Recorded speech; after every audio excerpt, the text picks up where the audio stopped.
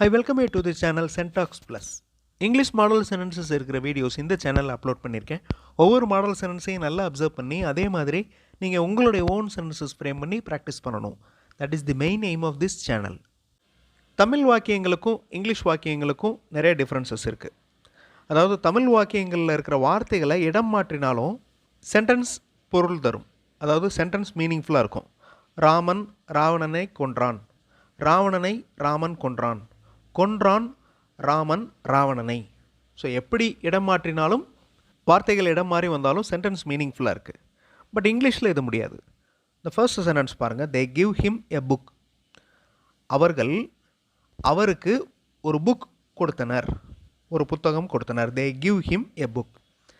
இது கரெக்டாக அந்த சப்ஜெக்ட் ஃபஸ்ட்டில் இருக்கணும்.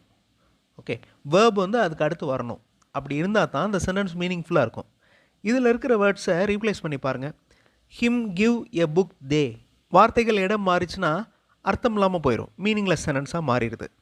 ஸோ கரெக்டாக subject, verb, indirect object, direct object. Objects வேணால் ரீப்ளேஸ் பண்ணிக்கலாமே தவிர சப்ஜெக்ட் ஃபர்ஸ்ட்டில் வரணும். இந்த கிராமர் தான் வாக்கிய அமைப்பை பற்றி சொல்லுது. அதாவது ஃபங்க்ஷனல் யூனிட்ஸ் அப்படின்னு சொல்லுவோம், இல்லைனா சென்டென்ஸ் பேட்டர்ன் அப்படின்னு சொல்லுவோம். ஸோ இந்த pattern subject, verb, indirect object, direct object. SVO, அந்த ஓ அப்படிங்கிறது ஆப்ஜெக்ட். ஆப்ஜெக்ட் ரெண்டாக பிரியுது, இன்டைரக்ட் ஆப்ஜெக்ட், டைரக்ட் ஆப்ஜெக்ட் அப்படின்னு வருது. They give him a book. அவர்கள் அவருக்கு ஒரு புக் கொடுத்தனர். Second sentence. The students submitted her their assignments. இந்த தேர் அசைன்மெண்ட்ஸ் அப்படிங்கிறது direct object. Maximum direct object உயிரற்றதாக இருக்கும் பாருங்கள். இன்டைரக்ட் ஆப்ஜெக்ட் லிவிங் திங்ஸாக இருக்கும். ஓகே, அடுத்த sentence. We asked the teacher a doubt. நாங்கள் டீச்சரிடம் ஒரு டவுட் கேட்டோம். We asked the teacher a doubt. I told her a story. She explains him the sum. So Tamil வாக்கியத்துக்கும் English வாக்கியத்துக்கும் இருக்கிற வேறுபாடை கரெக்டாக ஐடென்டிஃபை பண்ணிட்டீங்கனாலே இங்கிலீஷ் சென்டென்சஸ் ஈஸியாக அவங்களால ஃப்ரேம் பண்ண முடியும். அட்ஜங்க்ட் அப்படின்னு ஒரு டேர்ம் இருக்குது. அது இடத்தை குறிக்கிற வார்த்தை. அதே மாதிரி நேரம், தென் தன்மை, அதாவது குவாலிட்டி, அதை குறிக்கும். இப்போ இந்த pattern SVOA. I cook dinner at 10 PM. I subject, verb cook, அதாவது வேர்ப் அப்படிங்கிறது வேலையை குறிக்கும் வார்த்தை. Verb cook. ஆப்ஜெக்ட், நான் என்ன குக் பண்ணேன்? டின்னர் குக் பண்ணேன். ஐ cook dinner at 10 PM. We tasted food slowly. எப்படி டேஸ்ட் பண்ணுறோம்? மெதுவாக டேஸ்ட் பண்ணுறோம். ஸோ அந்த ஸ்லோலி அப்படிங்கிறது adjunct. You are doing your work calmly. நீங்கள் உங்களது வேலையை அமைதியாக செய்து கொண்டிருக்கிறீர்கள். You are doing your work calmly. தே வேர் வாட்சிங் எ மூவி. Past continuous tense. தே வேர் வாட்சிங் எ மூவி இன் தியேட்டர். அவர்கள் ஒரு மூவியை தியேட்டரில் பார்த்து கொண்டிருந்தனர். வேர் வாட்சிங், past continuous tense. He has parked his car near the park. Park பக்கத்தில் அவருடைய காரை பார்க் பண்ணுறாரு. இந்த பேட்டர்னில் பாருங்கள், அட்ஜங்க்ட் முதல்ல வந்திருக்கு. ஸோ அந்த இடம், நேரம், இந்த தன்மை, இதை குறிக்கிற அந்த வார்த்தைகள் முன்னாடி வந்திருக்கு, சென்டென்ஸ் முன்னாடி வந்திருக்கு. ஸோ இந்த sentence pattern ASVO. Slowly I take my book. மெதுவாக நான் என்னுடைய புக்கை எடுக்கிறேன். Slowly I take my book. At 5 AM we brought our luggage. 5 மணிக்கு நாங்கள் எங்களுடைய லக்கேஜை கொண்டு வந்தோம். We brought. பிரிங்கோட பாசன்ஸ் brought. லக்கேஜ், ஒரு சூட்கேஸ் இருந்தாலும் லக்கேஜ் தான். நிறைய சூட்கேஸஸ், நிறைய பேக்ஸ் இருந்தாலும் லக்கேஜ் தான். அதுக்கு ப்ளூரல் ஃபார்ம் கிடையாது. இந்த மாதிரி நிறைய நவுன்ஸ் இருக்குது, பெயர் சொற்கள். ப்ளூரல் ஃபார்ம் இருக்காது. Near the school the boys buy pen and pencils. Always he drinks coffee. Always, எப்பொழுதும், இது அட்ஜங்க்ட். நியர் த ஸ்கூல் அப்படிங்கிறது இடம். So adjunct. இதுதான் சிம்பிளான sentence structure. Okay, S V மட்டும்தான் இருக்கும். ஸோ கண்டிப்பாக ஒரு சென்டென்ஸ் அப்படின்னு சொல்கிறதுக்கு வேர்ப் கண்டிப்பாக இருக்கணும். வெறும் சப்ஜெக்ட் மட்டும் இருக்க முடியாது.